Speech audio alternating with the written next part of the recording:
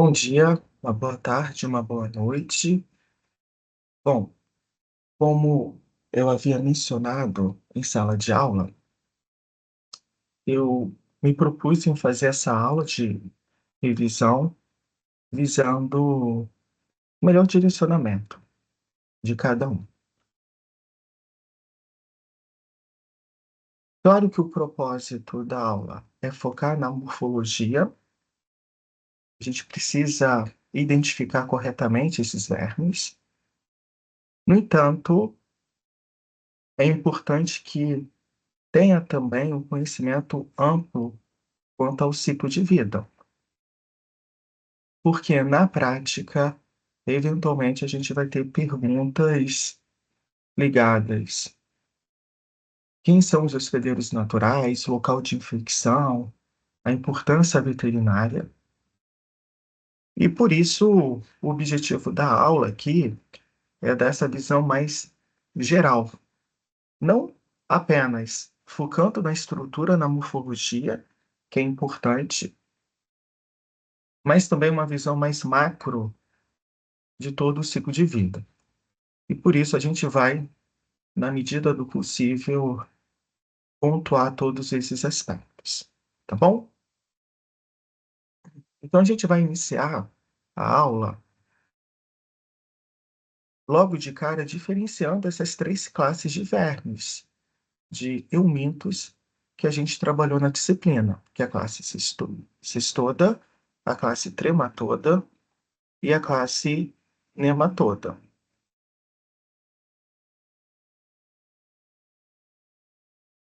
E para a gente diferenciar essas três classes, o principal quesito ou parâmetro usado é o padrão de organização corporal.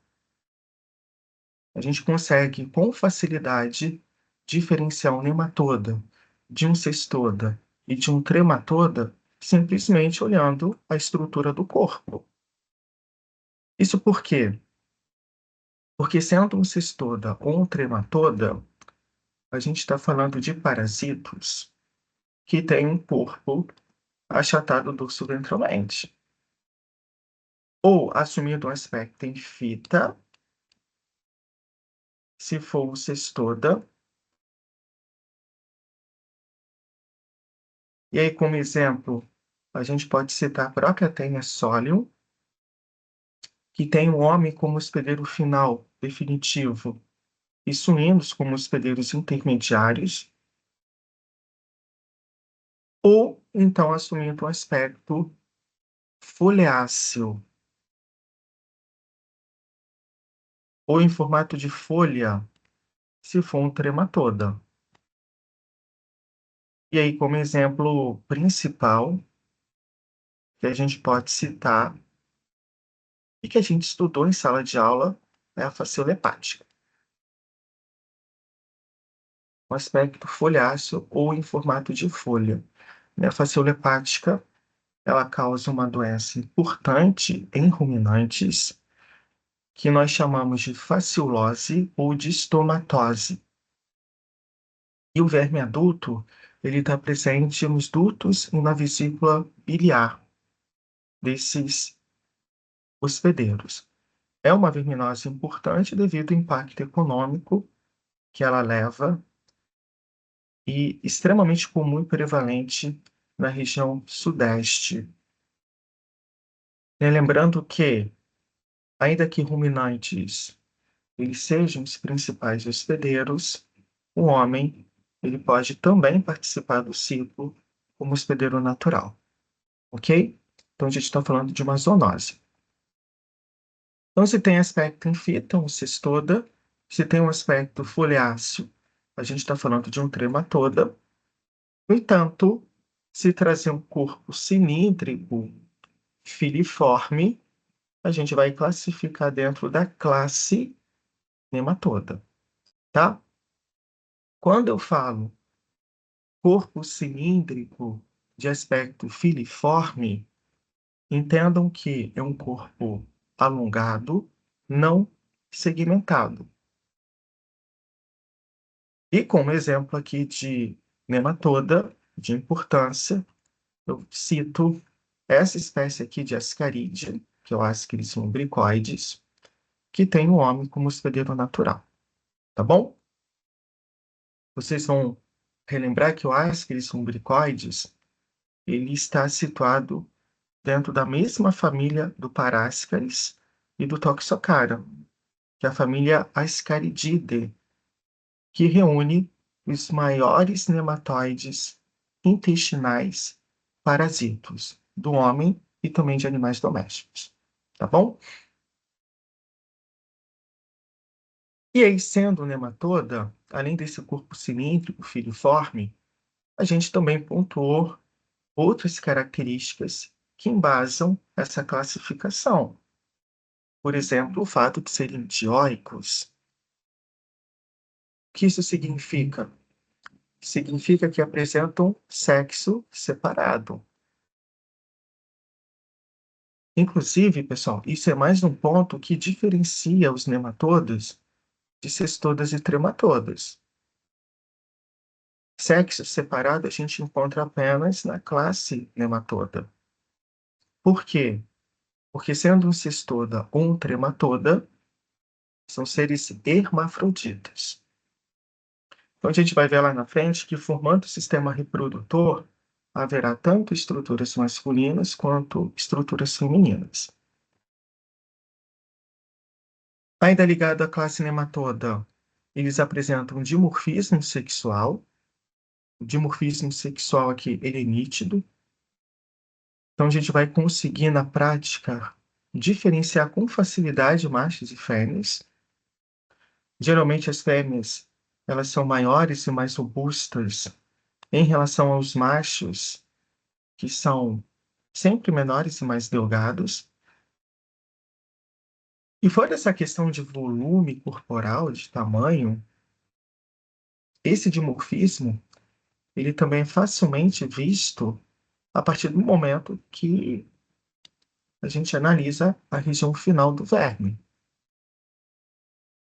As fêmeas, ela tem essa região final, geralmente assim, ó, finalizando em ponta reta, enquanto que os machos, eles exibem essa leve curvatura ventral, dando essa natureza espiralada. E a gente viu que essa natureza espiralada, ela está intrinsecamente relacionada ao processo reprodutivo, facilitando o processo, a etapa de cópula, tá bom? Então, dimorfismo sexual é algo observado apenas para os nematodas. Perfeito? E, finalmente, como quarto e último aspecto ligado à classe, que também tomamos como critério na taxonomia, diz respeito aqui à presença de um aparelho digestivo completo. Completo por quê? Porque formando esse sistema digestivo, haverá tanto uma abertura de entrada para o alimento, que nós chamamos de boca ou cavidade bucal, e uma abertura de saída, chamado de ânus nas fêmeas e cloaca nos machos. E aí, nesse contexto, aqui da classe nematoda, o primeiro grupo, a primeira família de importância que a gente apresentou em sala de aula foi a família Oxyuridae. Foi a família Oxyuridae. E aí, nessa família, a gente apresentou algumas espécies de importância. E aí, basicamente, quando eu penso na família, a gente trabalha com esses quatro gêneros aqui, ó, que é o gênero Oxyuris, o gênero Enterobius, Cifácia, Aspiculures e Passalouros. Na prática, se cair, vai cair o gênero Oxyuris e o gênero Cifácia. Ainda que na aula teórica eu tenha mencionado sobre os outros gêneros, na prática a gente vai focar nesses dois gêneros. Perfeito? E aí a gente vai ver que ligado a cada gênero, existem espécies típicas que vão infectar grupos específicos de animais. Por exemplo, no gênero Oxyuris, a gente trabalha apenas com essa espécie, Oxyuris equi, e como o próprio nome sugere, equi é porque tem equídeos como hospedeiros naturais. Então, aqui podendo infectar desde equinos até asininos. E no gênero Cifácea, a gente trabalha apenas com essa espécie, que é a Cifácea obivelata, que tem como principal hospedeiro natural roedores, ok? No entanto, a literatura ela também menciona a possibilidade do homem aqui atuar como hospedeiro natural. Então, a gente está falando de uma zoonose, perfeito? E por isso é importante que a gente tenha esse entendimento.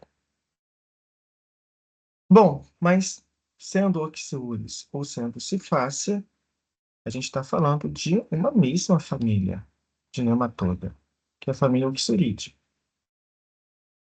Então, por mais que tenha diferenças, e tem, entre essas duas espécies, a gente vai ver também que elas acabam compartilhando de características comuns,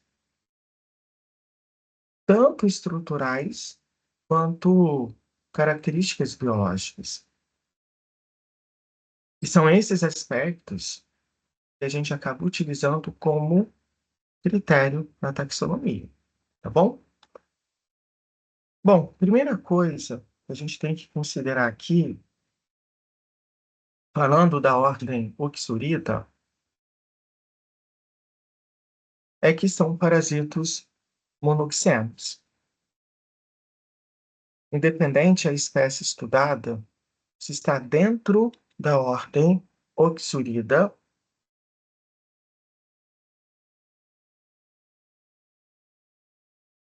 a gente está falando de parasitos monoxenos.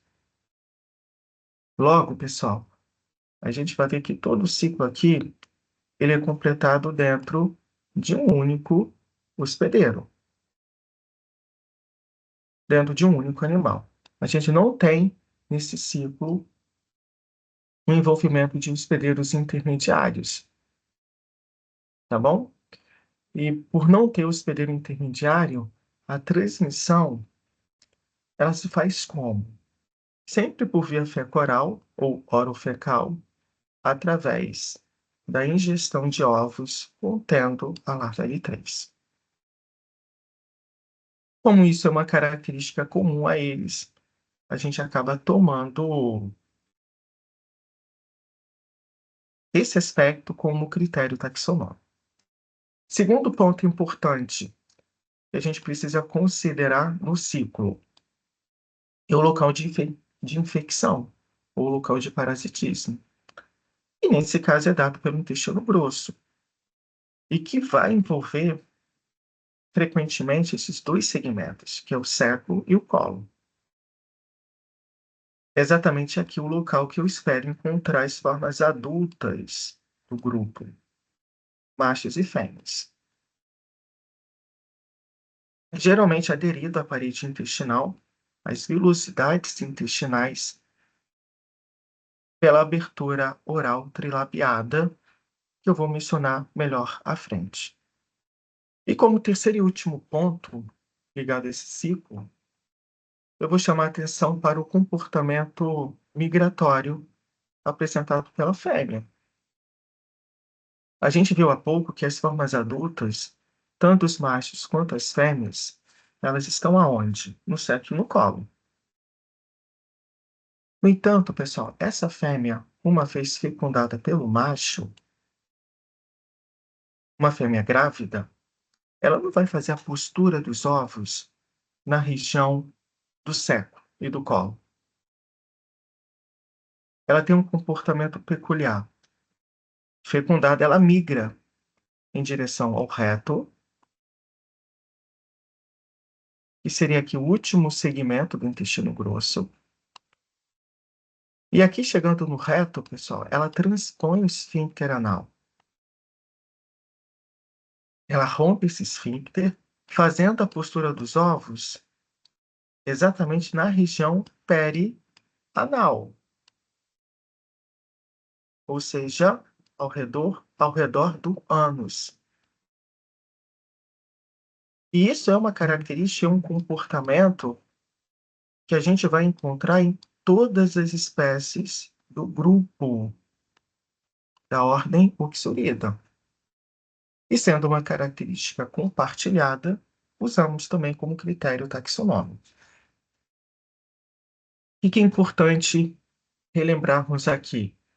Que, finalizada a postura dos ovos, ou a oviposição, que seria o termo mais correto, essa fêmea aqui, ó, ela não vai retornar ao seco e o colo para restabelecer a parasitemia. Não, essa fêmea é naturalmente expelida pelo animal. E, consequentemente, no ambiente, ela morre. Então, é uma fêmea que está programada apenas para um único ciclo reprodutivo. E ela vai compensar isso produzindo uma grande quantidade de ovos. Em aula teórica, a gente viu que é uma espécie extremamente prolífera, que tem elevado potencial biótico. E apenas uma fêmea, ela produz, em média, 40 a 60 mil ovos. Então, ela compensa isso produzindo uma grande quantidade de ovos. E fora essa questão, um outro ponto aqui extremamente importante é o fato dessa fêmea depositar os ovos junto a uma substância cimentante, que ela mesma produz para assegurar a fixação dos ovos na região perianal. E pessoal, essa substância cimentante que vai induzir na região aquele processo pruriginoso, aquela coceira que é bem característica, tá bom? Então, sendo oxiúris ou sendo cifácia, pensando na biologia, no ciclo de vida, são esses os principais aspectos.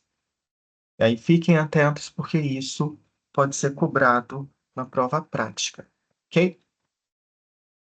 Bom, mas a gente precisa diferenciar o oxiúris da cifácia.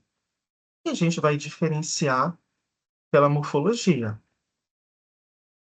Claro, tem a questão do hospedeiro, que aqui são espécies que vão infectar animais diferentes, mas na prática a gente diferencia pela estrutura, tá?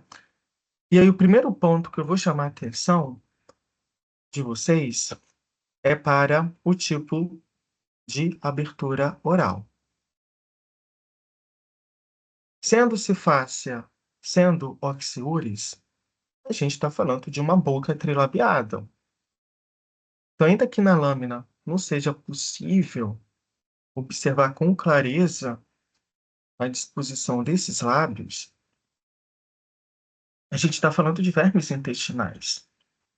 E sendo um verme intestinal, a boca ela é armada por 3 lábios, ok? E fora a boca trilabiada, como característica também morfológica importante, é um esôfago do tipo bulbiforme. Bulbiforme por quê? Porque na região final desse esôfago, ele traz uma pequena dilatação que nós chamamos de bulbo. Daí o fato do esôfago bulbiforme ser também chamado de esôfago com bulbo posterior. Então, isso é uma característica que a gente vai encontrar tanto no oxiúris quanto na cifácia, tá bom? Bom, no entanto, se a gente reparar bem a estrutura desse esôfago, no caso do oxiúris, a gente diz que é um esôfago bulbiforme em formato de halter. um halter de academia. Por quê? Porque, de fato, ele se parece com um halter. Então, formando a estrutura do órgão, a gente vai ter três regiões bem definidas. Ó. Essa porção inicial, que eu vou chamar de corpo esofágico. Uma porção intermediária, que é um estreitamento. Eu vou chamar esse estreitamento de istmo. E essa terceira porção, e essa dilatação, que eu vou chamar de bulbo. Então, a gente diz que é um esôfago bulbiforme em formato de halter. E isso é uma característica que a gente encontra apenas para essa espécie. Tá bom? Machos e fêmeas. Então, aqui a gente tem outras imagens mostrando melhor a estrutura, a disposição desse esôfago. Aqui, tanto destaque para o corpo esofágico, o estreitamento, que é o istmo, e o bulbo posterior. Aqui numa figura esquemática e aqui numa imagem de microscopia. Tá bom? Importante sempre ressaltar esse formato de halter, que é o que de fato caracteriza a espécie. Tá bom? E aí, pessoal, o que a gente tem que ter entendimento? Que a porção anterior ela é comum ao macho e à fêmea. A gente não vai fazer dimorfismo sexual, a gente não vai diferenciar machos de fêmeas olhando apenas a região anterior do verme. Por quê? Elas são iguais. Para a gente diferenciar, a gente tem que olhar a região final, sempre a região posterior. E aí, nos machos, eu vou chamar a atenção aqui para, primeiro, a presença apenas de um único espículo. Isso é uma característica do grupo, um único espículo copulatório. E nos machos, nota-se também aqui a presença de asas caudais. Então, a gente vai ver que na região final, ele traz uma pequena expansão na cutícula, formando uma asa caudal. E essa asa, ela tem como finalidade exatamente envolver parte da superfície corporal da fêmea para facilitar a introdução do espículo durante o processo de reprodução. Ok? Então, aqui numa imagem de microscopia, de fato ela não está bem focalizada, mas aqui a gente consegue observar o espículo bem fino, projetando-se além do corpo do verme. Então, pensando nos machos, a gente sempre vai relacionar, sempre, a presença dessa asa caudal e desse único espículo. Perfeito? Isso é uma característica do Oxyuris. Enquanto que as fêmeas não. Ela tem essa região final finalizando em ponta reta. E aí uma característica aqui também interessante é o fato dessa vulva estar situada sempre no terço anterior do verme adulto, tá? Isso é um ponto que a gente encontra tanto para o Oxyuris quanto para a Cefácea. Então, a abertura vulvar no terço médio anterior é uma característica que a gente vai encontrar em todos os membros da ordem Oxurida. Perfeito? Bom, avançando aqui nos slides, eu volto a projetar a porção anterior do verme, exatamente com aquelas características que eu mencionei antes: corpo esofágico, presença do istmo e do bulbo na região final. Bom, mesmo sendo a extremidade anterior, aqui eu consigo confirmar que é uma fêmea, devido à grande quantidade de ovos que a gente está observando em toda a cavidade geral do verme, que é a cavidade celomática, ok? Então, nessa foto, nessa imagem, a gente consegue afirmar que é uma fêmea, mesmo olhando a extremidade anterior, e aqui dando ênfase às alças uterinas repleta de ovos. Então, isso tudo aqui são ovos. E aqui, o orifício anal da fêmea, ok? Bom, pessoal, um outro gênero também importante, ligado à ordem Uxorida, é o gênero Cefácea. E nesse gênero, basicamente, a gente trabalha com essa espécie que é Cefácea obviolata, tá? Como característica importante, a gente vai considerar aqui dois pontos. O primeiro é a presença da vesícula cefálica. Essa imagem está perfeita para a gente visualizar ela. A vesícula cefálica é uma projeção da cutícula, só que na extremidade anterior. Essa projeção nós chamamos de vesícula cefálica. Ainda não está muito bem definido qual seria o papel, a função dessa vesícula. No entanto, existem autores que afirmam que a mesma desempenharia um papel sensorial, ajudando o verme durante o processo de cópula, no encontro com o par e também na própria relação de parasitismo. Mas são funções que ainda não estão completamente elucidadas. E fora a presença da vesícula cefálica, eu vou chamar a atenção também para a estrutura do esôfago. Bom, pessoal, é um esôfago bulbiforme também. A gente está falando de um uxorídeo, está dentro da ordem Uxorida. Então, a estrutura esofágica é parecida, traz um bulbo posterior. No entanto, vai assumir um aspecto em alter, como a gente mencionou antes? Não. No caso da cefácia, o que chama a atenção nossa é a presença dessa constrição pré-bulbar. Então, aqui a gente tem um bulbo posterior. Opa! Mas antecedendo o bulbo, a gente nota um estreitamento, uma constrição, que é muito mais aguda, que é muito mais intensa, quando a gente compara ao istmo que foi mencionado antes.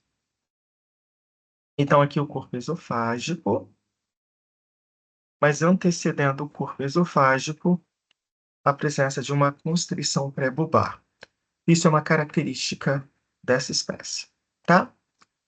Aqui destacando novamente a abertura da vulva, que se faz no terço anterior do verme adulto. Nessa imagem aqui a gente tem a fêmea, e aqui a gente vai ter os machos. E aí no macho, eu vou chamar a atenção para dois aspectos. O primeiro, essa natureza levemente espiralada. Então, a gente percebe essa natureza em espiral dos machos. E uma característica aqui importante, usado tanto na identificação da espécie quanto no dimorfismo, é a presença dos mamelões copulatórios. Professor, o que seriam esses mamelões copulatórios? São modificações que o verme ele traz na cutícula, na região ventral, e que funciona aqui como espécies de ventosas. São estruturas de fixação do verme. Na verdade, ele usa esses mamelões copulatórios para se aderir ao corpo da fêmea e, com isso, facilitar a introdução do espículo no canal vaginal. Então, no macho da espécie de Cefácea, ele traz na região ventral a presença de 3 mamelões copulatórios. Isso é uma característica dessa espécie.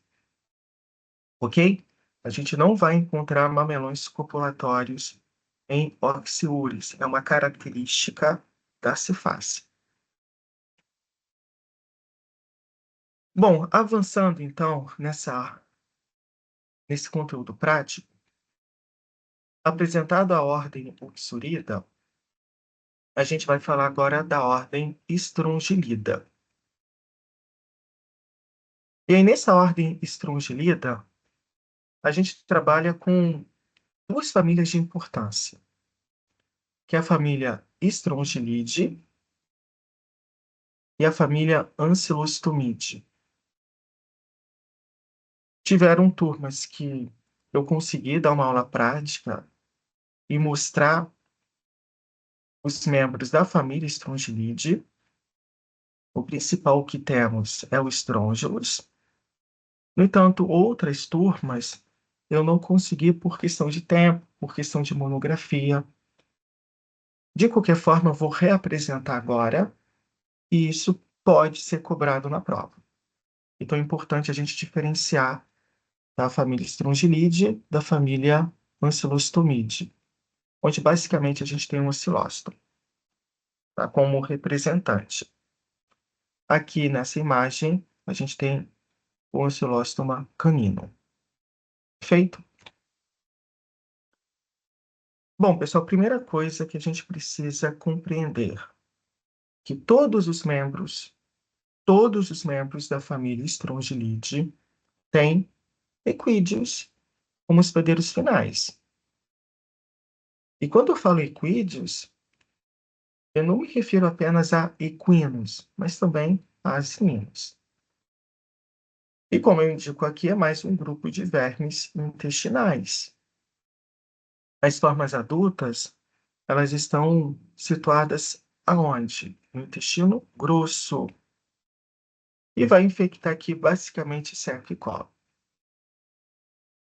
São vermes monoxelos, então a gente vai ver que todo ciclo ele é completado dentro de um mesmo animal. Nós não temos envolvimento de hospedeiro intermediário, e por isso a transmissão aqui ela fica condicionada apenas pela ingestão da larva L3, ok? Não é pela ingestão dos ovos contendo a larva L3, é pela ingestão direta da larva L3.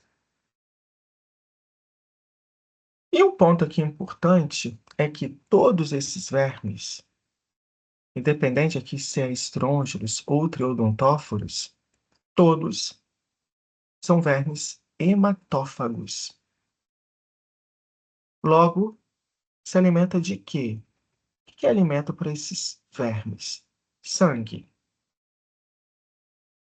E devido a esse comportamento hematófago, a gente vai ver que durante a infecção patente, pela forma adulta, ela pode levar desde quadros de anemia, extremamente importante,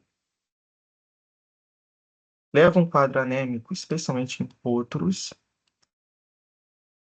um quadro de colite, mas aqui a gente vai ver que é uma colite ulcerativa, devido à ação exfoliativa que o verme ele causa ao epitélio intestinal. Não é simplesmente uma colite ulcerativa, ok? Diarreia, que por vezes pode ser sim acompanhada de sangue, uma diarreia sanguinolenta, ou com estrias de sangue, mas leva a fezes diarreicas, diarreia e cólica. São vermes extremamente patogênicos. E por isso a gente precisa conhecer essas espécies. Fora que são verminoses relativamente comuns aqui em nossa região. Bom, pessoal, dentro da família Strongylidae, a gente tem esses dois gêneros de importância que eu comentei em algumas turmas, que é o gênero Strongylos e o gênero Triodontophilus. Sendo que no gênero Strongylos, a gente trabalha com 3 espécies: Strongylos vulgaris, Strongylos edentatus e o Strongylos vulgaris. Pessoal, dessas 3 espécies, a segunda, Strongylos vulgaris, é a mais importante. E por quê? Porque é a espécie mais patogênica para cavalos. De todos os nematóides que podem infectar cavalos, oxiúris, paráscaris, estrôngilos, ceatóstomo, essa aqui, estrôngilos vulgaris, é a espécie mais patogênica. E por que é a espécie mais patogênica? Porque ela tem sido relacionada na literatura como principal causa da cólica tromboembólica equina, que quando ocorre, pessoal, em 90% dos casos, 90% evolui para morte súbita. Então, essa cólica tromboembólica equina, ela está ligada a quadros de infartamento de alças intestinais. E quando acontece, geralmente evolui de forma súbita para óbito, ok? Daí o fato da gente dar ênfase, destaque para a espécie. E aí, avançando agora na estrutura morfológica, a gente precisa diferenciar essas espécies. E a gente vai diferenciar como? Basicamente aqui, olhando a cápsula bucal. O que seria essa cápsula bucal? É exatamente essa região modificada que o verme adulto ele traz na extremidade anterior dele. Pessoal, se é um verme hematófago, e aí perceba que é uma condição que eu estou generalizando, ele traz na região anterior uma cápsula. Então, isso é uma característica de vermes hematófagos. A presença de uma cápsula bucal. Ela pode ser mais ou menos desenvolvida, mas se é um verme hematófago, a cápsula bucal ela vai estar presente. No caso em questão, e agora falando dos estrôngilos de forma geral, essa cápsula bucal ela é bem desenvolvida, ela é bem profunda. Então a gente fala que é uma cápsula bucal em formato de taça de vinho. Exatamente assim mencionada na literatura, em livros. Por que em formato e em aspecto de taça de vinho? Para justamente sinalizar para vocês que não é qualquer cápsula. É uma cápsula profunda, desenvolvida. Então, viu na lâmina algo parecido a uma taça de vinho? A gente consegue afirmar isso, que é um estrôngilos. Se é vulgaris, se é equinos ou edentatus, existem outros critérios que a gente precisa acessar nessa cápsula. Agora, cápsula em formato de taça de vinho, eu estou falando de estrôngilos, ok? E aí a gente vai notar também que, circundando essa cápsula, essa abertura oral, esse verme ele traz aqui uma coroa de espinhos. Espinhos que são fortemente quitinizados. E essa coroa de espinhos, ela está bem aqui projetada, nós chamamos de coroa radiata. Parece franjas, né? Mas não, isso aqui é uma coroa de espinhos. Chamamos de coroa radiata. Isso é uma característica que a gente encontra em todos os membros da família Strongylide. Perfeito? Bom, avançando um pouco mais nessa estrutura, nessa morfologia, no caso dos estrôngilos vulgares, que causa a cólica tromboembólica, A gente vai notar ainda que essa cápsula bucal, em formato de taça de vinho, é uma cápsula que é armada. Por que armada? Porque ela traz bem na base, bem no seu assoalho, dois dentes arredondados. Primeiro dente aqui e um segundo dente sobrepondo o primeiro. Então, vi uma cápsula bucal em formato de taça de vinho, circundado por coroa radiata e com um par de dentes arredondados no assoalho, eu consigo afirmar pela estrutura que trata-se de uns trônjulos vulgares. Perfeito? Ainda que na imagem não seja possível observar, mas conectada a essa cápsula bucal, a gente encontra ainda o esôfago, que aqui é do tipo claviforme. Novamente, pessoal, dimorfismo sexual a gente não vai fazer pela extremidade anterior do verme. Isso aqui é comum ao macho e à fêmea. Então, professor, como que a gente vai diferenciar macho de fêmea? Novamente, olhando a região final. O macho, ele traz aqui a bolsa copuladora. A gente teve a oportunidade de mostrar isso em sala de aula, que nada mais é do que uma expansão da cutícula do verme. Perceba que essa bolsa ela é sustentada internamente por um conjunto de raios ventrais. E ainda na região final, a gente vai notar a presença de dois espículos, bem finos e longos. Durante a etapa de cópula, essa bolsa copuladora, literalmente, ela abraça a superfície corpórea da fêmea, facilitando a introdução dos espículos. Então, a presença de bolsa copuladora com espículos é algo observado apenas nos machos. E as fêmeas? Traz alguma característica importante? Não. Apenas uma ponta reta, sem estruturas anexas. Perfeito? Então, novamente, ó, dimorfismo sexual, a gente só vai conseguir fazer olhando a região final do verme adulto.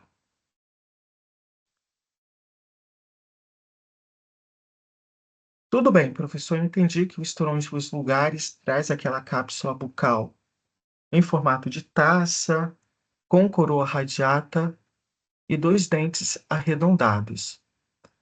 Mas como que a gente vai então diferenciar do edentatus?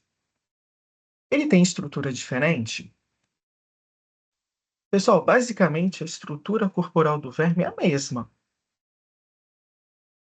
Cápsula bucal continua assumindo aquele aspecto que eu mencionei antes, em taça de vinho, e coroa radiata presente, aquela coroa de espinhos.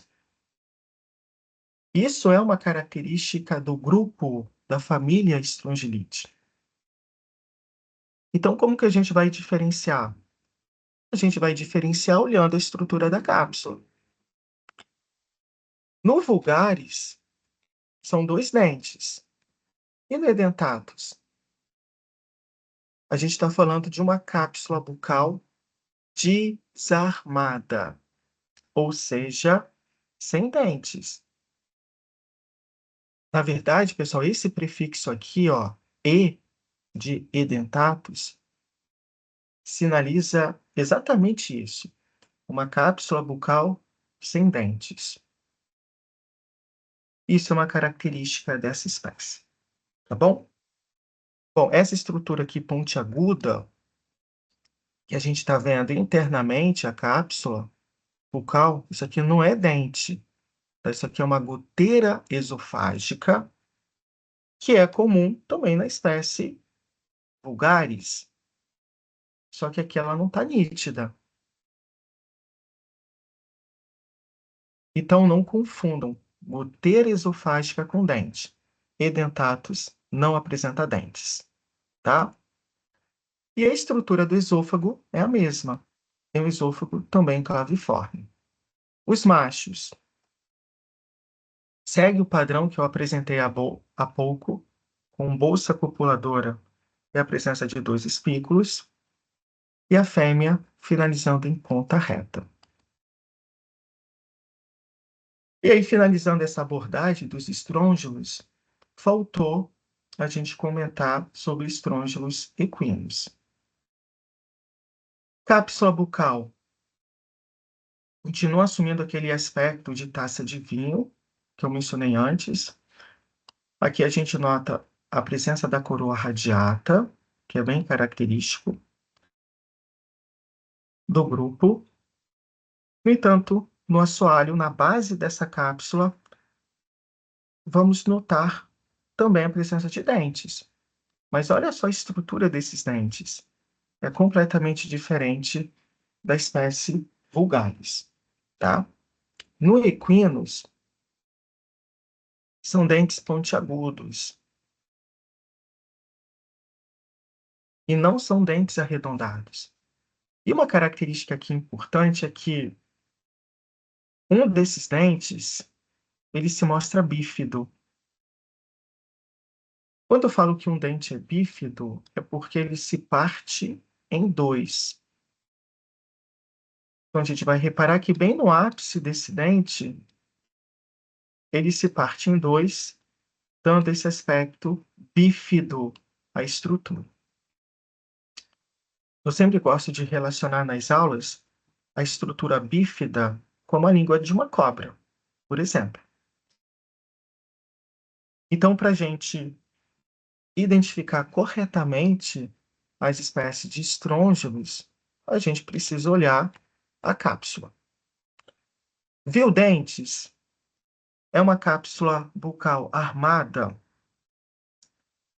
Ou a gente está falando de estrôngilos vulgares ou estrôngilos equinos? E aí, naturalmente, a gente vai ter que olhar agora para a estrutura desses dentes, se são arredondados ou pontiagudos.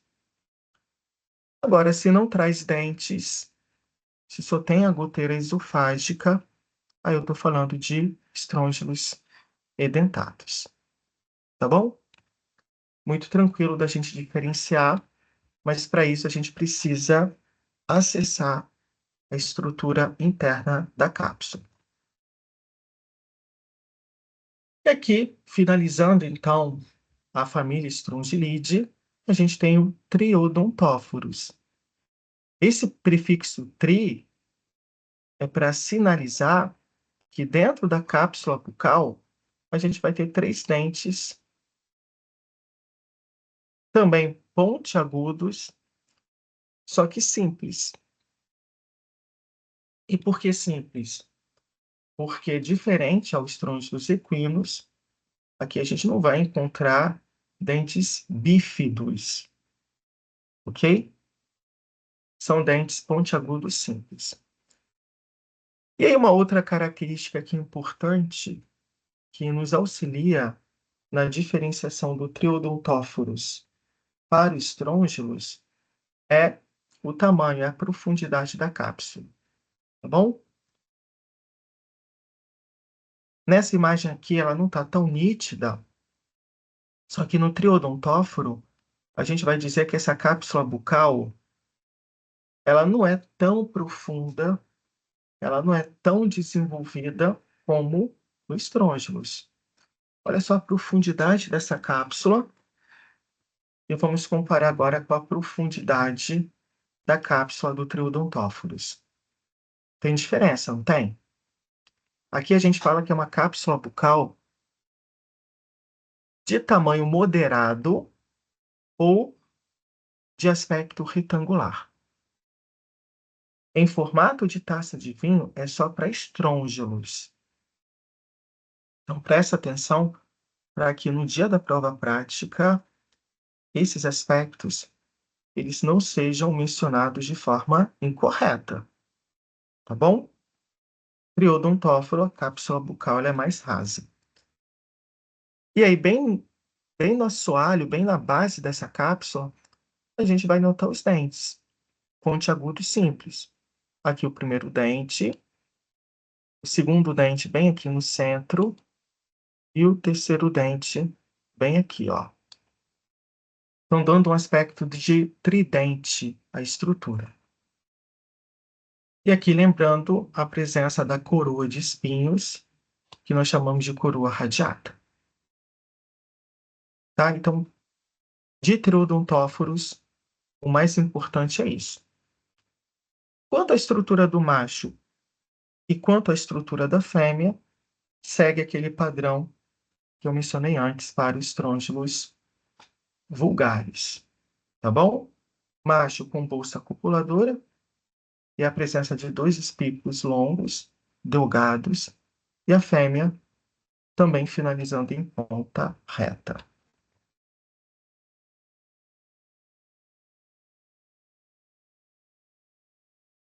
E aí, finalizando o estudo da ordem Strongylida, a gente falou da família Strongylide e agora eu vou falar da família Ancylostomide, ok? Pessoal, nessa família, como eu comentei em aula teórica, a gente divide ela em duas subfamílias de acordo com características, que é a subfamília Ancylostomini e a subfamília Bunostomini. E ligada a cada subfamília, a cada subgrupo, a gente tem gêneros. Ancylostoma e o gênero Bunostomum. Pessoal, na prática, se cair, vai cair apenas Ancylostoma. Agora, na teórica, não. Na teórica, possivelmente a gente vai ter questões ligadas ao gênero Bunostomum, tá bom? Mas na prática, a gente vai focar apenas nesse primeiro gênero. E aí, quando eu penso em Ancylostoma, basicamente aqui a gente trabalha com duas espécies de importância na veterinária, que é o Ancylostoma canino, que é essa primeira espécie eu estou projetando aqui para vocês. Apesar do nome, Ancylostoma canino, ela não infecta apenas cães, pode infectar também gatos. E uma outra espécie importante na nossa rotina é o Ancylostoma brasiliense, que pode também infectar cães e gatos. Bom, pessoal, a primeira coisa que a gente precisa compreender aqui é quem são os hospedeiros naturais, a gente já mencionou, e o segundo aspecto é o local de infecção. Na verdade, é mais um grupo de nematóides intestinais contemplados na matéria. As formas adultas, elas estão presentes aonde? No intestino delgado destes animais, infectando o duodeno e o jejum. E quando eu penso em ancilóstoma, qual seria a principal forma de transmissão desses vermes? É por uma via percutânea. E quando eu falo isso, pessoal, uma via percutânea,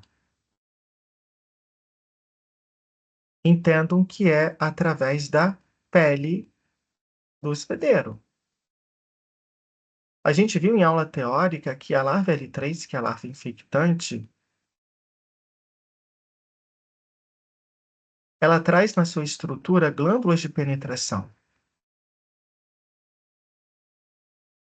E devido à presença dessas glândulas de penetração, permite ela, em contato direto com a pele,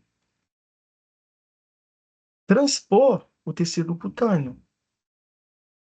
E no que ela transpõe, no que ela penetra ativamente nessa pele, essa larva L3 ela acessa o interior de um vaso sanguíneo, e aí pelo fluxo venoso, essa larva L3 ela já seria diretamente arrastada ao pulmão, passando lá por muda, e formando a larva L4, tá? Então, pensando aqui no Ancylostoma canino e também no Ancylostoma brasiliense, a principal via de transmissão é a via percutânea. Não é a única.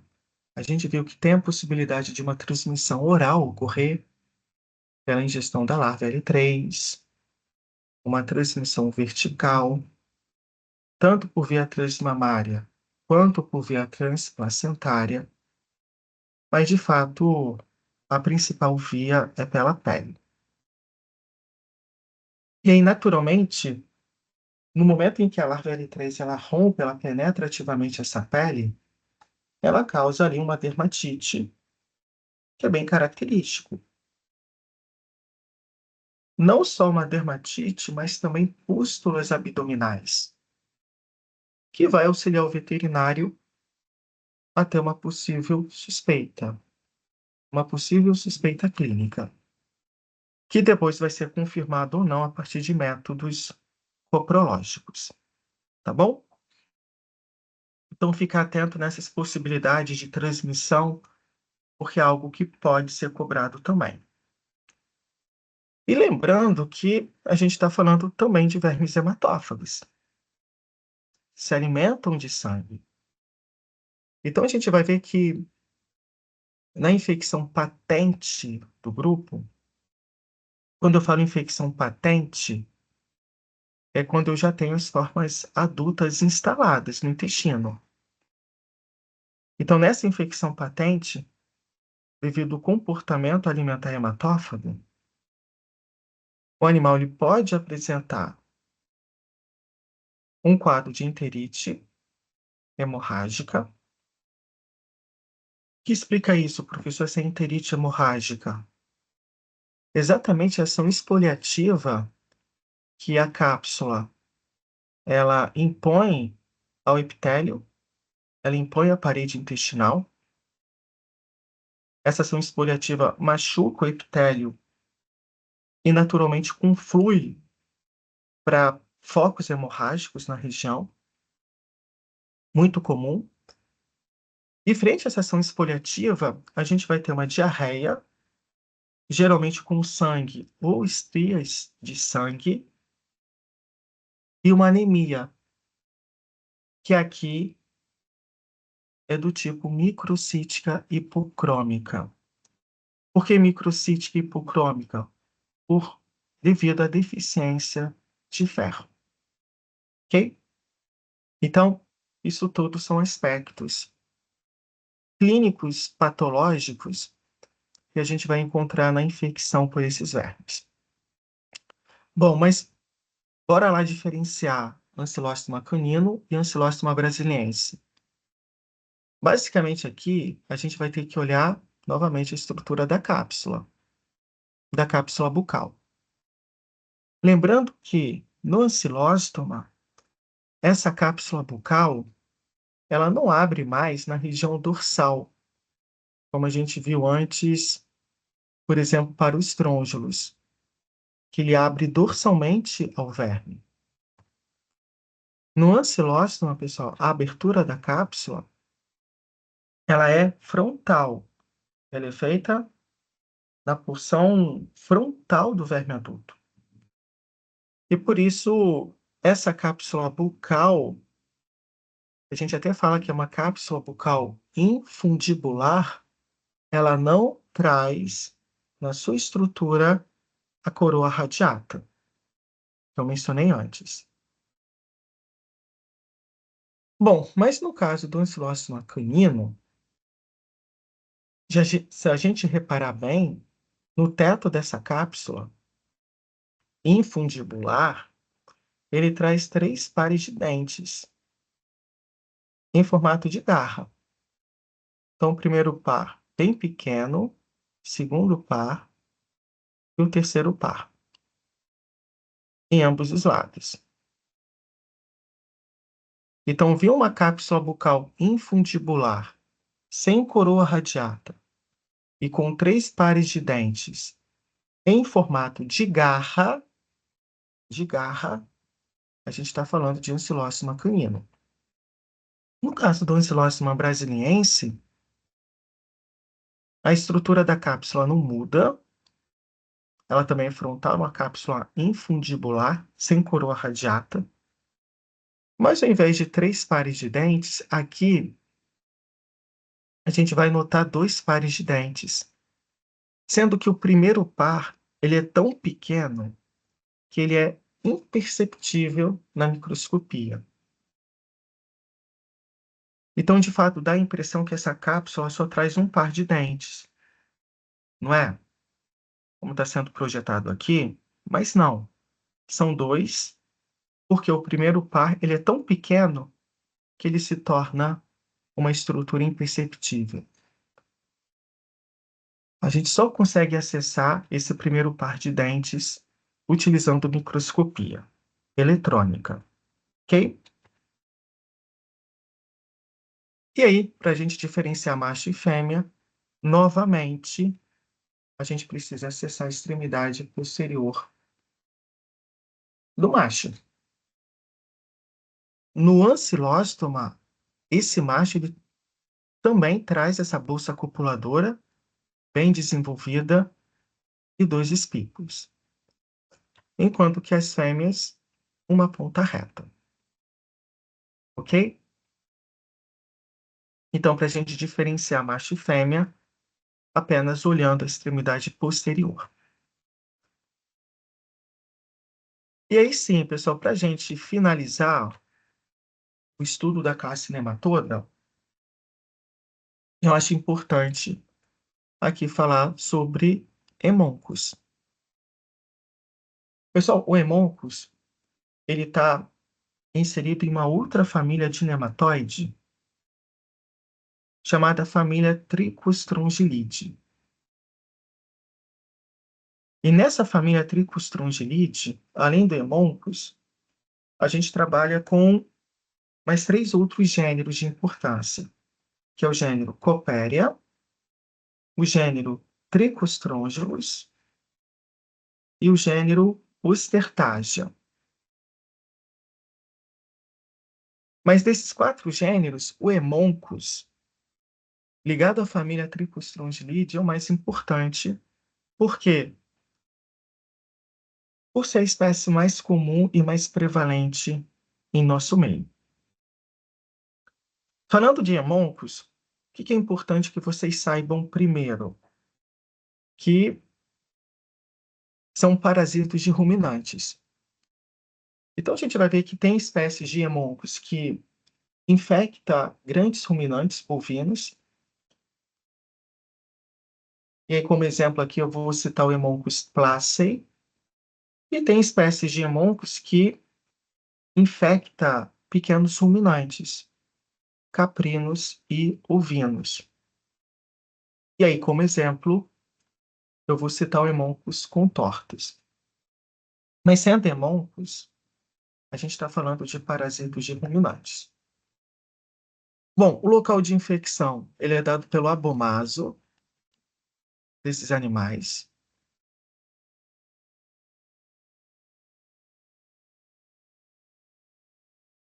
Então, estou falando de vermes de cavidade gástrica e também são vermes hematófagos. E aí, lembram que eu falei que se é um verme hematófago, ele traz na extremidade anterior uma cápsula? Lembra que eu falei isso? Pois bem, pessoal, no caso do Hemoncus, essa cápsula ela está presente, ok? Mas a gente fala que é uma cápsula bucal que é rudimentar. Ela é muito pouco desenvolvida.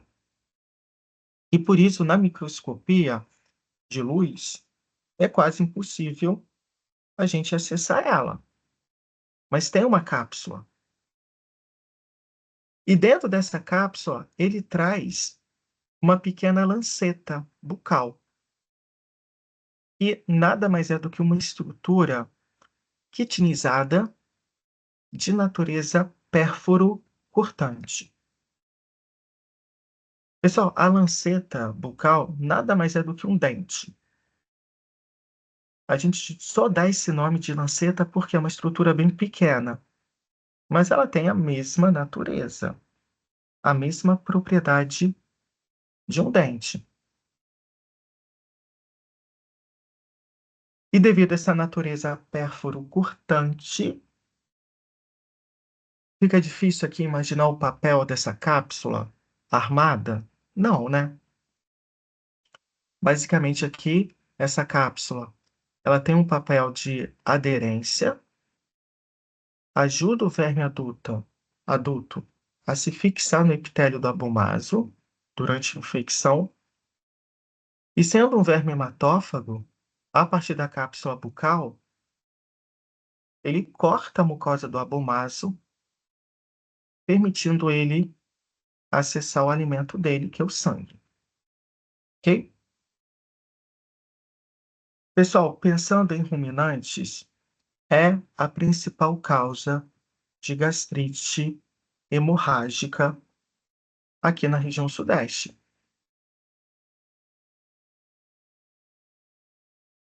E devido a essa ação exfoliativa que o verme adulto causa na mucosa, no epitélio abomasal,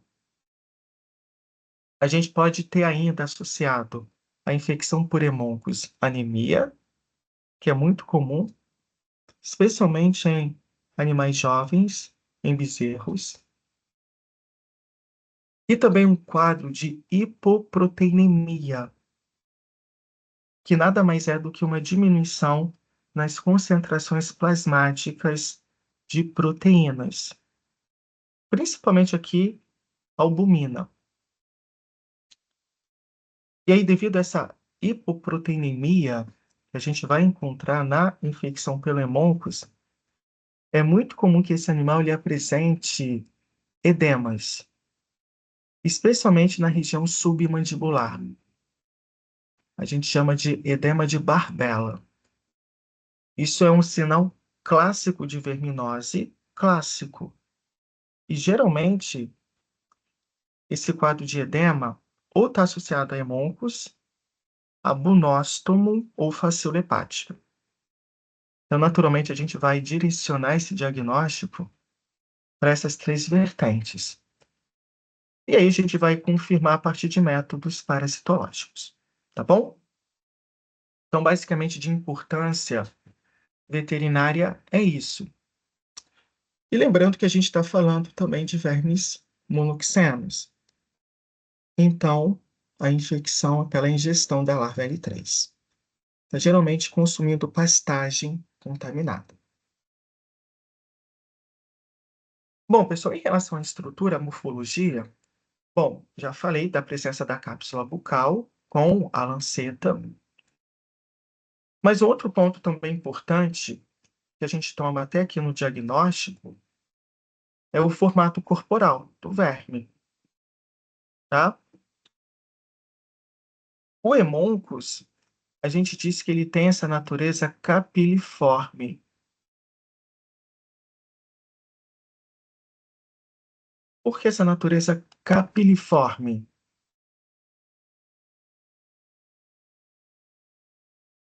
Porque a gente está falando aqui de um verme extremamente fino na sua estrutura, que de fato lembra um capilar, não um capilar sanguíneo. Ele é muito mais fino quando comparado a qualquer outra espécie de nematoda. Então, por isso, desse aspecto capiliforme, que é bem característico. E na lâmina, claro que isso depende muito da qualidade da lâmina, ele traz também na porção anterior dois pequenos espinhos na cutícula. Aqui dá para a gente ver perfeitamente, aqui numa microscopia de luz e aqui numa microscopia eletrônica. E esses espinhos nós chamamos de papilas cervicais. Tem alguma função? Tem algum papel? Pessoal, toda estrutura tem um papel. Ela está ali por alguma razão. No caso do hemôncoros, parece que é uma estrutura sensorial de fato, mas existem autores que indicam que essas papilas cervicais também auxiliaria na fixação do verme à parede do abomágio. Então, parece ter essa dupla função, tá? É um órgão sensorial, mas auxilia na aderência do verme. Então, na região anterior, basicamente é isso que a gente vai notar. Mas eu chamo a atenção para essa natureza capiliforme, que é característico. E aí, para a gente fazer o dimorfismo, a gente vai ter que olhar a região final do verme. Aqui eu tenho um macho projetado. A gente mostrou isso em aula prática. E aqui eu vou ter a fêmea. Bom, como característica morfológica principal, eu vou chamar a atenção de vocês para a presença, novamente, da bolsa copuladora, presente apenas nos machos. Percebam que essa bolsa ela é sustentada por um conjunto de raios. Nessa imagem dá para a gente observar claramente a disposição desses raios. E essa estrutura aqui mais escura, mais quitinizada, são os espículos copulatórios. No hemôncolos, pessoal, são dois espículos, tá vendo? Ó? Ele não é tão longo igual aquele que a gente viu antes para estrôngilos. São espículos mais curtos, mais espessos. E ele assume esse aspecto em V ou em Y, que é mencionado na literatura. Durante a etapa de cópula, essa bolsa copuladora envolve a superfície da fêmea, facilitando com isso a introdução dos dois espículos. E aqui nós temos a fêmea que traz na sua estrutura corporal esse apêndice vulvar. E esse apêndice vulvar nós chamamos de flap. Então, a presença de flap, que é esse apêndice vulvar, apenas no hemôncolos e em fêmeas. Tem alguma função? Tem alguma estrutura? Tem. Basicamente, auxilia na fixação do verme ao macho durante a etapa de cópula. Então, a presença de flap é uma característica do hemôncolos. Com isso, pessoal, a gente finaliza, então, a parte de nematoda, de vermes cilíndricos. Na prática, se cair, serão estes. Então, estejam preparados para identificar corretamente esses nematóides. Bom, agora o que a gente vai fazer? Eu vou dar um apanhado geral da classe trematoda. E aí, pessoal, na classe trematoda, basicamente aqui a gente trabalha com 4 gêneros de importância, que é o gênero Eurytrema, inclusive é esse que está sendo projetado aqui, é o primeiro gênero que a gente vai trabalhar, o gênero Platinosomum, o gênero Fasciola e o gênero Schistosoma. Cada gênero, a gente vai ver que tem espécies típicas e que vai infectar grupos específicos de animais. Bom, no caso aqui do Eurytrema, pessoal, vamos lembrar que a gente está falando de parasitos de ruminantes, tá, de bovinos,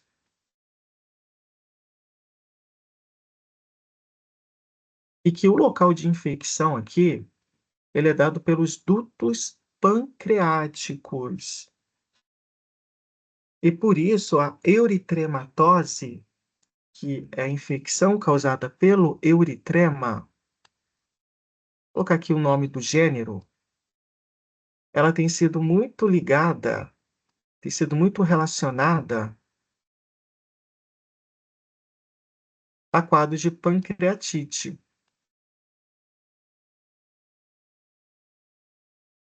que geralmente, quando ocorre, é fatal. Então, ainda que não seja uma verminose tão comum, tão prevalente, quando acontece, geralmente evolui para quadro de óbito, devido a esse quadro de pancreatite causado pelo verme adulto. Bom, ainda ligado à biologia, o euritrema, ele tem um ciclo terrestre, e aí no ciclo terrestre a gente trabalha sempre com 2 hospedeiros intermediários, né, o primeiro hospedeiro intermediário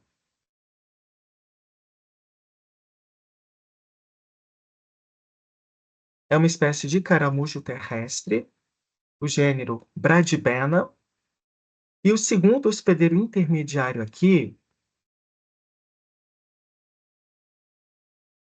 ele é dado por uma espécie de gafanhoto.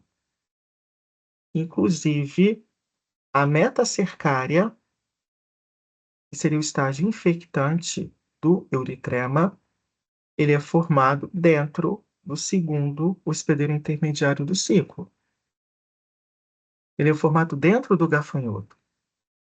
Então, para que o bovino ele possa se infectar pelo euritrema, ele precisa ingerir esse segundo hospedeiro intermediário contendo a metacercária, tá bom? Então, fica atento porque aspectos biológicos poderão ser cobrados no dia da prova.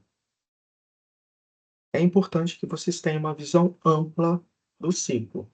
Claro que eu não vou pedir para que vocês detalhem o ciclo, mas pontos cruciais é importante que vocês entendam.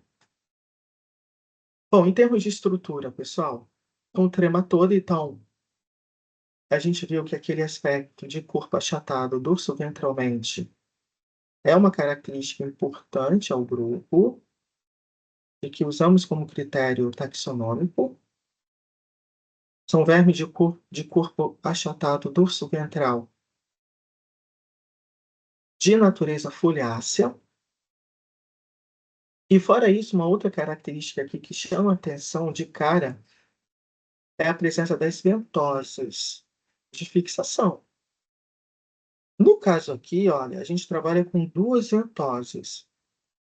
A ventosa oral, essa aqui situada mais na região anterior do verme, então ventosa oral, e uma ventosa ventral,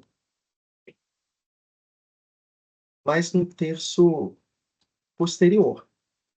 Essa ventosa ventral, ela também é chamada na literatura de acetábulo. Então são sinônimos, mas geralmente a gente encontra com esse nome, tá? Ventosa ventral. São estruturas de aderência, né? Toda ventosa tem um papel de aderir. E aqui não vai ser diferente. Ela se adere exatamente nos dutos pancreáticos, causando o quadro de pancreatite, que eu mencionei antes.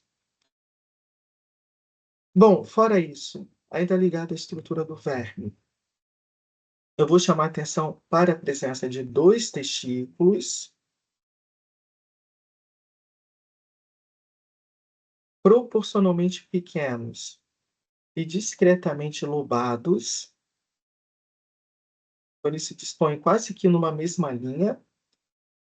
E numa região pós-testicular, por que pós-testicular? Porque está abaixo dos testículos, a gente vai ter o ovário, também discretamente lobado.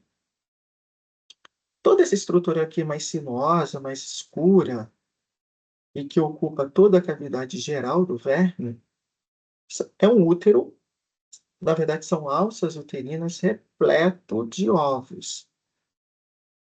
Então a gente vai ver que esse útero, ele se estende da região anterior até a região posterior, bem ramificado, e essas alças repletas de ovos.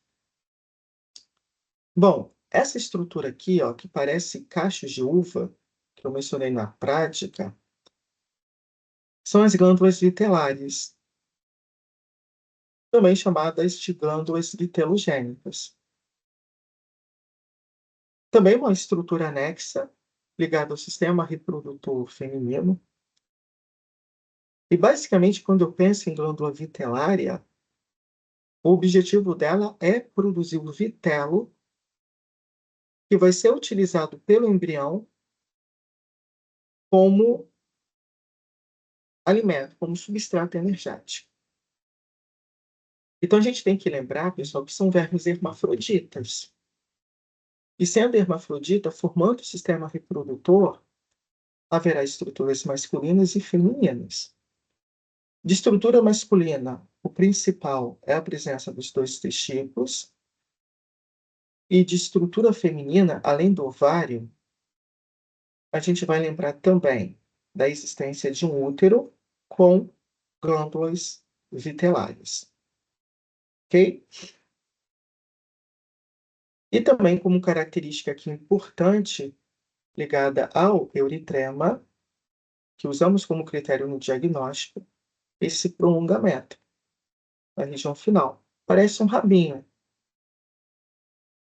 Esse prolongamento chamamos de prolongamento caudal. Ok? Então, é mais uma estrutura que vai nos auxiliar nessa identificação. Bom, pessoal, uma outra espécie importante de trematóide, ligado aqui à medicina veterinária, é o platinossomo. Bom, tem um corpo também achadado dorso-ventralmente. Aqui a gente nota a presença da ventosa oral e ventosa ventral. Aqui, dois testículos, um do lado do outro. No entanto, no platinossomo, além de serem testículos maiores em relação ao euritrema, são testículos acentuadamente lobados. Então, no dia da prova prática, é importante denotar isso. São testículos proporcionalmente grandes e acentuadamente lobados. E bem aqui na região posterior ao testículo, a gente vai notar a presença de um ovário. Também uma estrutura bem lobada, formada por vários lóbulos.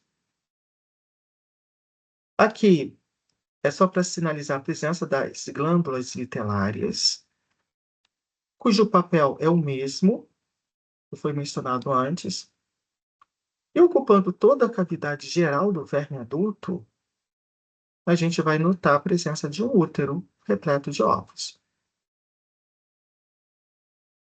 Pessoal, o platinossomo, ele causa platinossomose felina, que é conhecida popularmente como doença da lagartixa. O ciclo de vida do platinossomo é muito parecido, tá? Com o ciclo do euritrema. Como é uma espécie também terrestre, nesse ciclo a gente vai ter o hospedeiro final definitivo, que é dado por felinos domésticos e silvestres. Mas nesse ciclo encontra-se também dois hospedeiros intermediários. Beleza? O primeiro hospedeiro intermediário é sempre dado por um caramujo terrestre. Não é o mesmo caramujo que vai atuar como hospedeiro intermediário do euritrema, mas é um caramujo terrestre. E o segundo hospedeiro intermediário aqui, ele é dado por um lacertídeo. E como exemplo de lacertídeo, a gente pode citar lagartixa. Pessoal, exatamente dentro desse lacertídeo que a metacercária ela vai ser formada. Tá geralmente aonde? Onde que ela é formada aqui dentro? Em órgãos viscerais. Então, para que o felino ele possa se infectar, ele precisa obrigatoriamente predar. Ele tem que comer esse lacertídeo contendo a metacercária. que está encistado em tecidos em órgãos viscerais. E aí, no felino, aonde que a forma adulta ela vai ser encontrada? Exatamente nos dutos e na vesícula biliar. Pode afetar o fígado? Pode afetar ali os dutos hepáticos? Até pode, mas em casos de autoparasitismo, tá bom? Tanto é que, devido à localização do verme adulto, está nos dutos biliares e na vesícula biliar, a principal alteração clínica que a gente vai observar na platinossomose é o quadro de colangite. O que seria essa colangite? Exatamente isso, uma inflamação de dutos biliares. Então, isso compromete naturalmente o processo de drenagem da bile para o intestino.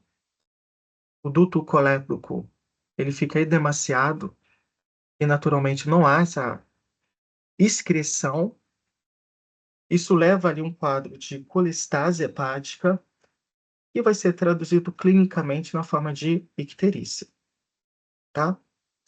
A longo prazo, se não tiver uma intervenção correta, eu falo uma intervenção clínica medicamentosa, isso pode evoluir para um quadro de insuficiência hepática, tá bom? E até mesmo um quadro de óbito. Então, aqui na platinossomose, basicamente o tratamento ele vai ser feito com praziquantel, que é a droga de eleição. Então, de platinossomo, o mais importante é isso. Bom, avançando aqui no estudo da classe, eu apresentei o gênero Eurythrema e o gênero Platinossomo. Esse aqui, que está sendo projetado para vocês, é o gênero Fasciola. Então, agora a gente começa a falar das espécies de ciclo aquático. Isso aqui é a Fasciola hepática. E tem ruminantes, os hospedeiros naturais. Em termos de biologia, de aspectos biológicos, bom, é importante a gente definir quem é esse hospedeiro final. Já falamos, é um homem. No entanto, o ruminante aqui, ele é enquadrado como principal hospedeiro, mas a gente não pode esquecer que o homem, ele tem esse papel de atuar também como hospedeiro natural. Então, é uma zoonose. E como hospedeiro intermediário, como é um ciclo aquático, a gente só vai ter uma espécie de caramujo aqui, que é do gênero Limineia.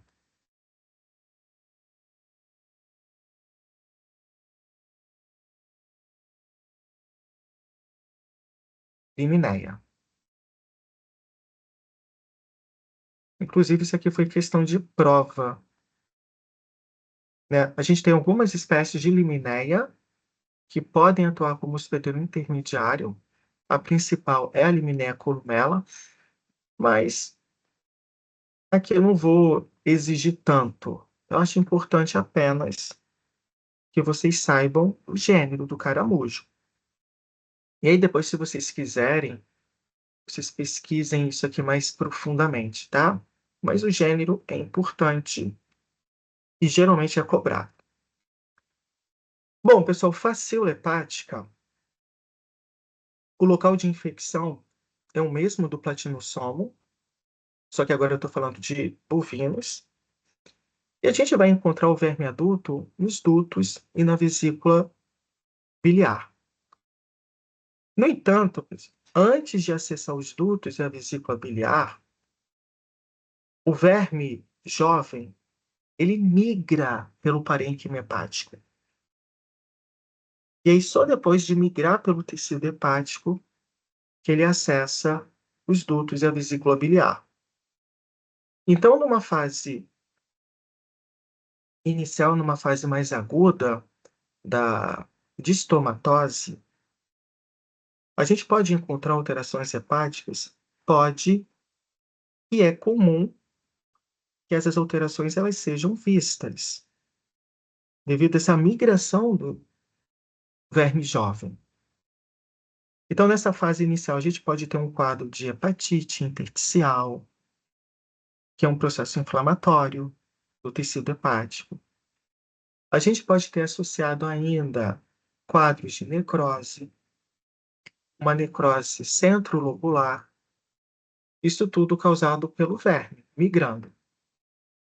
E na fase crônica, quando ele já está instalado nos dutos e na vesícula biliar, aí basicamente as alterações elas se fazem como? Na forma de uma colangite. Então leva aquelas alterações que eu mencionei antes na platinossomose. Bacterícia, febre, atrelado a isso uma insuficiência hepática. Tudo isso a gente pode encontrar na infecção pelo verme adulto. Tá bom? Em termos de estrutura, é um trematoda, então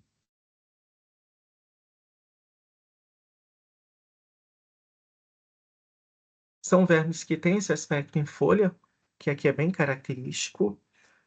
E aí, no caso da facíola, eu vou chamar a atenção de vocês para essa projeção cefálica, bem na região anterior do verme, tá? Essa projeção cefálica nós chamamos de cone cefálico. Isso é uma característica da facíola.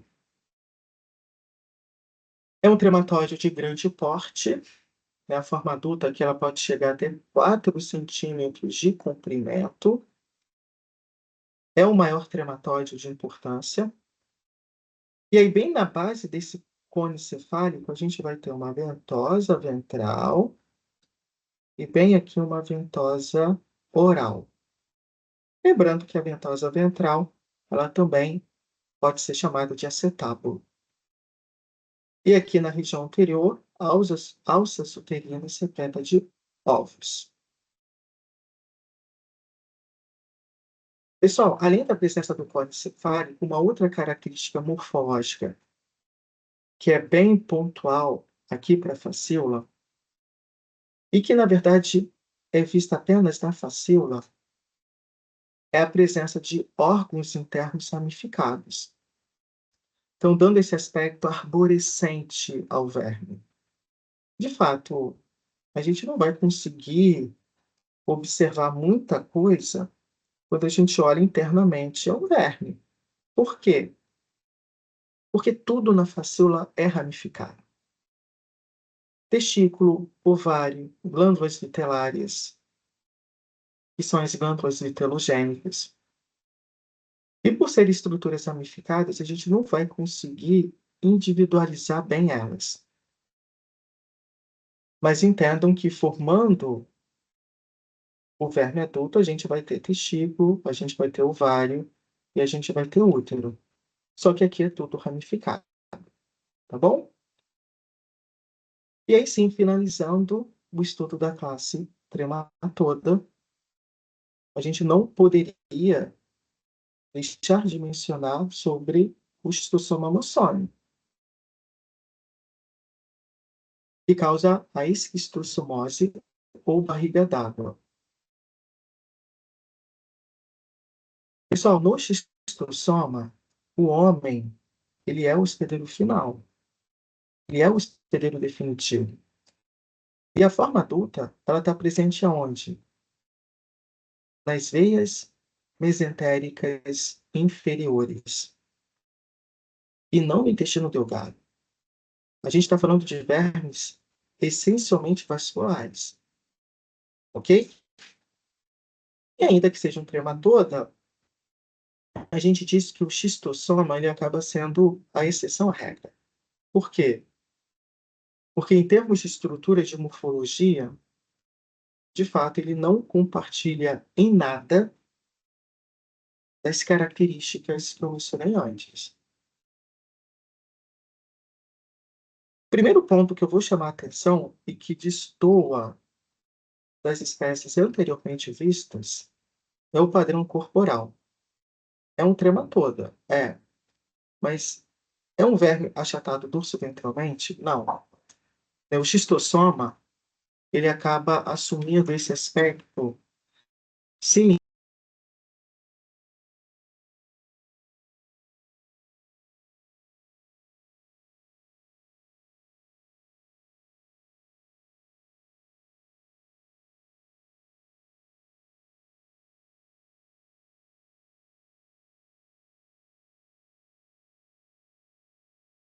Então, ele tem esse aspecto cilíndrico, que difere das outras espécies, e a gente está falando de espécies dioicas.